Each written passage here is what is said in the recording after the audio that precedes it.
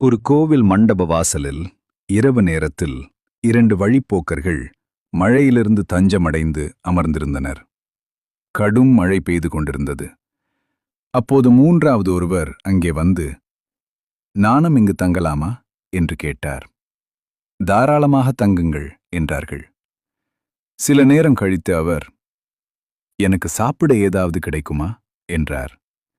முதல் மனிதர், "என்னிடம் 5 ரொட்டிகள் இருக்கின்றன" என்றார்.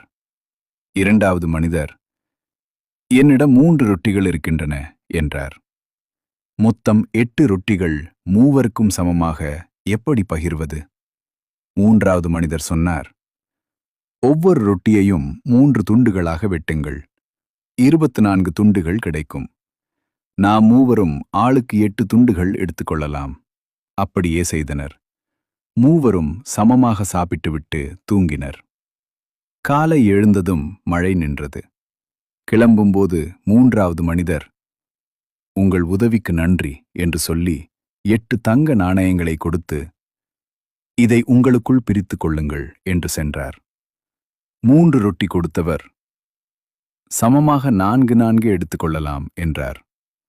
5 ரொட்டி கொடுத்தவர், "இல்லை, நான் 5 ரொட்டி கொடுத்தேன், எனக்கு 5 காசு வேண்டும்" என்றார். விவாதம் அரசனிடம் சென்றது. அரசன் இரவு முழுவதும் யோசித்தார். மறுநாள் தீர்ப்பு வழங்கினார். 3 ரொட்டி கொடுத்தவனுக்கு 1 காசு, 5 ரொட்டி கொடுத்தவனுக்கு 7 காசு. அனைவரும் அதிர்ந்தனர். அரசன் விளக்கம் கூறினார். 3 ரொட்டி என்பது 9 துண்டுகள். அதில் 8 துண்டுகள் நீயே சாப்பிட்டாய். மற்றவருக்கு கொடுத்தது 1 துண்டு மட்டும். ஆனால் 5 ரொட்டி என்பது 15 துண்டுகள். அவனும் 8 துண்டுகள் தான் சாப்பிட்டான்.